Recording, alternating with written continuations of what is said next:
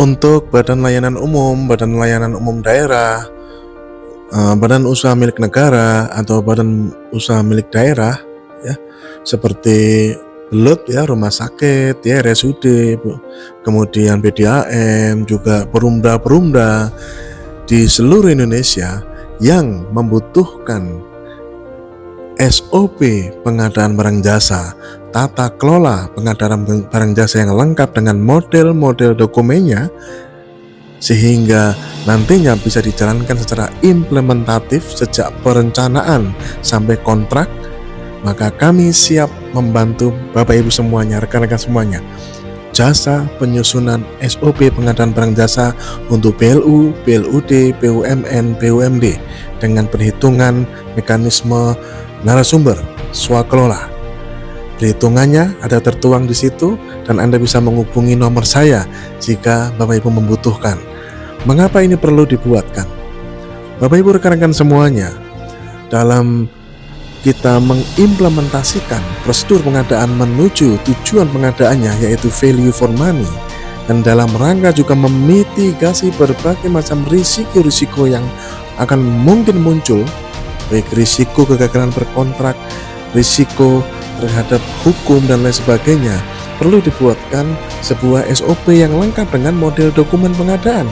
Tidak hanya sekedar flowchart saja, tapi dengan model-model dokumen yang standar sehingga menghasilkan database, sehingga pengambilan keputusan ke depan menjadi jauh lebih akuntabel dan berbasis data. Jasa penyusunan ini sudah nantinya akan dilengkapi dengan draft peraturan kepala daerah jika Anda membutuhkannya. Biasanya itu akan digunakan untuk menyempurnakan, seperti yang kalau BUMD saya pernah susun untuk Kabupaten Kampar, BUMD-nya adalah Perumda Kampar Aneka Karya, itu akan menyempurnakan peraturan kepala daerah yang sudah ada sebelumnya. Kemudian juga nanti akan dibuatkan peraturan direktur dari badan usaha tersebut atau badan layanan umum tersebut, perdirnya dibuatkan. Juga ini yang lebih penting lagi dan lebih mahal, yaitu kajian-kajian dari kebijakan-kebijakan penting yang dibuat di dalam peraturan kepala daerah atau peraturan direktur tersebut.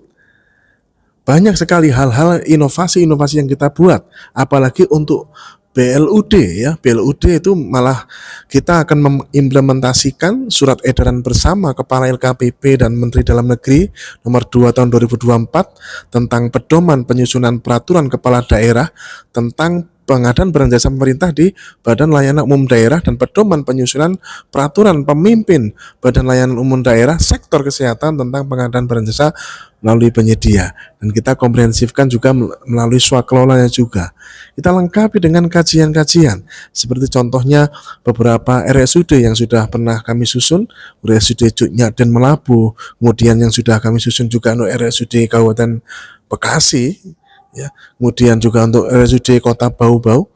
Ada berbagai macam inovasi yang dilengkapi dengan kajian. Tidak hanya berinovasi terkait dengan batasan pengadaan langsung, itu terlalu kuno. Ada banyak lagi, contohnya kalau di RSUD saya bikin inovasi, misalkan adalah satu metode pemilihan yang baru, yaitu metode pemilihan pembelian langsung distributor untuk khusus pengadaan obat-obatan dan BMHP misalnya, seperti itu.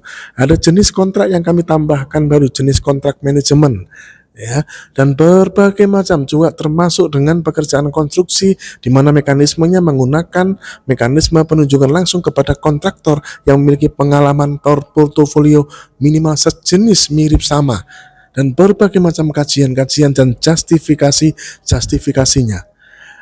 Ini semua akan meningkatkan akuntabilitas. Apa aja turunan SOP yang didapatkan?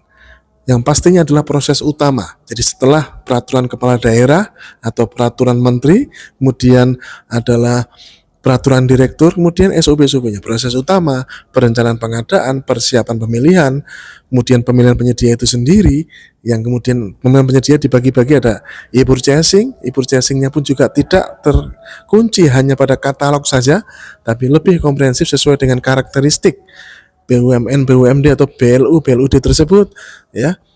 lengkap dengan justifikasi kajian-kajiannya, kemudian juga pengadaan langsung yang batasannya bisa 500 juta, bisa 1 M, tergantung dengan karakteristik histori belanjanya, kemudian juga metode-metode pemilihan seperti pemilihan langsung distributor tadi, dan juga ada SOP pengelolaan kontrak, dan tentunya 3 SOP yang akan menata kelolakan SOP-SOP tadi sebelumnya, yaitu SOP tentang vendor management system, yaitu pengelolaan penyedia, kemudian SOP mengenai pengelolaan kinerja pengadaan, di mana ada indikator-indikator kinerja yang menghasilkan indeks kinerja pengadaan, dan SOP mengenai pengelolaan risiko pengadaan barang jasa.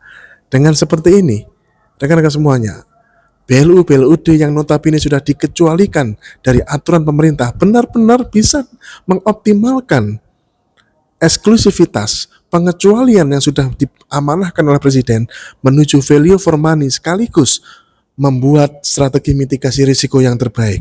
Kemudian untuk BUMN, BUMD yang memang bukan jelas-jelas tidak menggunakan aturan pemerintah, tata kelola pengadaan barang jasanya akan jauh lebih value for money.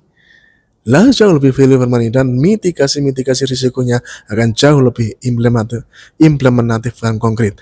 Kami sudah banyak menyusun SOP ini, sudah lebih dari 10 entitas, 20 lebih sejak tahun 2019 sampai hari ini, dan insya Allah pengalaman-pengalaman kami bawa gagasan-gagasan baru untuk bisa didiskusikan, diusulkan kepada entitas klien untuk bisa dibuatkan, mulai dari peraturan kepala daerah atau peraturan menteri, peraturan direktur, dan SOP, dan lengkap dengan model-model dokumen yang terdiri dari formulir-formulir yang nantinya akan jadi cikal bakal untuk bisa dijadikan mekanisme digital sehingga benar-benar menghasilkan database. Sukses. Jika membutuhkan, silahkan hubungi nomor saya. Terima kasih.